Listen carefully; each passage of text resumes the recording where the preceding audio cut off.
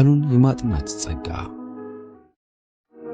የአእምሮ ችሎታን ለማጠንከር ከማንኛውም ጥናት ይልቅ የመጽሐፍ ቅዱስ ጥናት ይበልጣል። ወጣቶች በእግዚአብሔር ቃል ውስጥ ለመመርመር ምንኛ ሰፊ የሆኑ የጥናት መስኮችን ያገኙ ይሆን?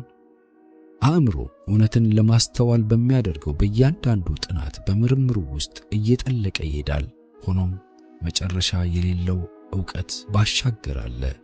እግዚአብሔርን እንደሚወዱና ለተቀደሰ ነገር አክብሮት እንዳላቸው እየተናገሩ ግን አእምሯቸው ጥልቀት ወደሌላቸው እርግጠኛ ወዳልሆኑ ነገሮች እንዲወርድ የሚፈቅዱ ሰዎች ራሳቸውን በሰይጣን ቁጥጥር ስር እያደረጉና የእርሱን ሥራ እየሰሩ ናቸው።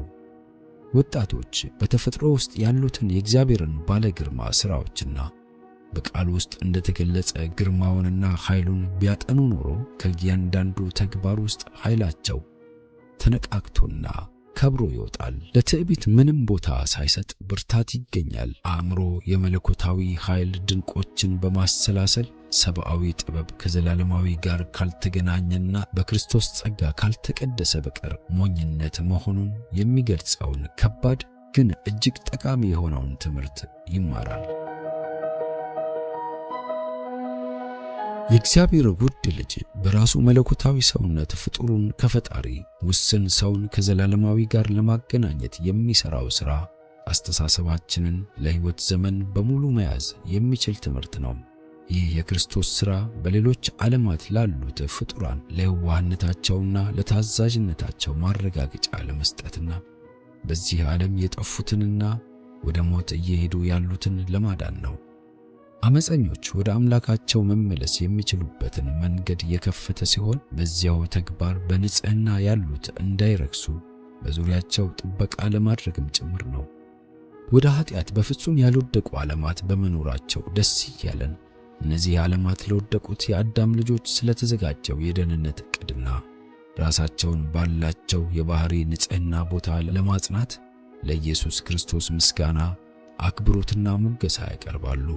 ሰይጣን በፈተናው አማካኝነት በሰብአዊ ዘር ላይ ያመጣውን ጥፋት ያነሳው እጅ በሌሎች ዓለማት ያሉትን ፍጥረታት ከኃጢአት የጠበቀ እጅም ነው። እያንዳንዱ ዓለም በአጠቃላይ የሚኖረው በአብና በወልድ ጥንቃቄና ድጋፍ ነው። ይህ ጥንቃቄ በኃጢአት ለወደቀው ቤተሰብ ሁል ጊዜ የተደረገ ነው። ክርስቶስ ለሰው ያማለደ ነው። የማይታዩ ዓለማት ሥርዓትም በእርሱ የማማለድ ሥራ ተጠብቋል። እነዚህ ጉዳዮች ሐሳቦቻችንን ለመያዝና እግዚአብሔርን እንድናመሰግንና እንድናመልክ ለማድረግ በቂ መጠንና ጠቀሜታ የላቸውምን? ለወጣቶቻችን መጽሐፍ ቅዱስን ግለጡላቸው። ትኩረታቸውን ወደ ተደበቁ ሀብቶች ሳቡ። የእውነት ዕንቁዎች እንዲፈልጉ አስተምሯቸው። ይህም ፍልስፍና በውስጡ አቅፎ የያዘው ነገር ሁሉ ሊሰጥ የሚችለውን የአእምሮ ብቃት ይሰጣል። መጽሐፍ ቅዱስ የሚዳስሳቸው ዋና ጉዳዮች በመንፈስ ቅዱስ መገለጥ የተነገሩ ቃላቶች ክብር ያላቸው መሆናቸው፣ ለአእምሮ የሚሰጣቸው ከፍ ያሉ ጉዳዮች፣ ከእግዚአብሔር ዙፋን የሚወጣው ኃይለኛና የጠራ ብርሃን ማስተዋልን ብሩህ በማድረግ ለመገንዘብ እስከማይቻልና በፍጹም ሙሉ በሙሉ ማብራራት እስከማይቻል ድረስ የአእምሮ ኃይሎችን ያሳድጋል። መጽሐፍ ቅዱስ ለሐሳቦቻችን ወሰን የለሽ መስክን ያቀርባል። ያውም ካልተቀደሰ አእምሮ ከሚፈልቁ ጥልቀት የሌላቸው ፈጠራዎች በባህሪው እጅግ የበለጠና የከበረ ሲሆን ልዩነቱም ሰማያት ከምድር የሚርቁትን ያክል የራቀ ነው። በእግዚአብሔር መገለጥ የተጻፈ የሰው ዘር ታሪክ በእያንዳንዱ ሰው እጅ ገብቷል። ሁሉም የየራሳቸውን ምርመራ ማድረግ መጀመር ይችላሉ።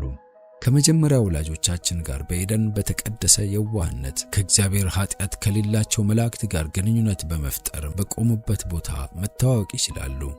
ከዚያም እንዴት ኃጢአት ወደ ዓለም እንደገባና በሰብአዊ ዘር ላይ ያስከተለውን ውጤት ደረጃ በደረጃ የተቀደሰ ታሪክን በመከተል የሰውን አለመታዘዝ፣ አለመናዘዝና የኃጢአትን ቅጣት ማየት ይችላሉ።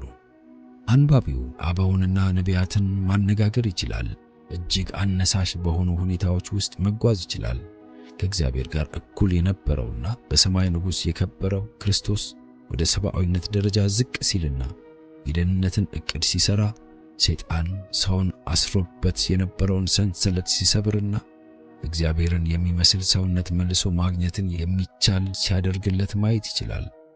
የክርስቶስ ሰብአዊነትን መልበስ፣ ለ30 ዓመት በሰው ደረጃ መቆየት፣ ከዚያም በኋላ ሰው እንዲጠፋ ላለመተው ነፍሱን የኃጢአት መስዋዕት አድርጎ መስጠት በጥልቅ ማሰብንና እጅግ የተቀደሰ ጥናት የሚሻ ትምህርት ነው።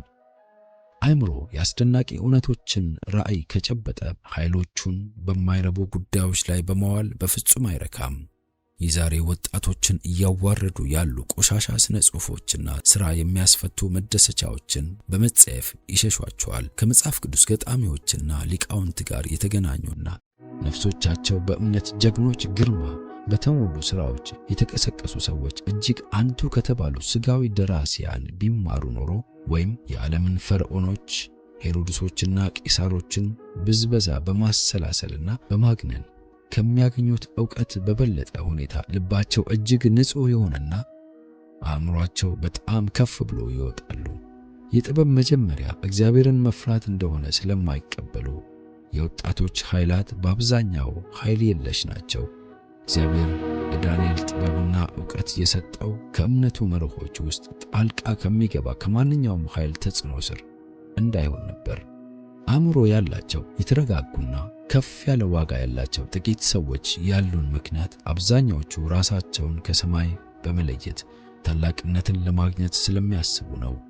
እግዚአብሔር በሰው ልጆች አልተፈራም፣ አልተተወምም፣ አልተወደደም፣ አልተከበረም። ሃይማኖት የሚነገረውን ያክል አልተኖረበትም።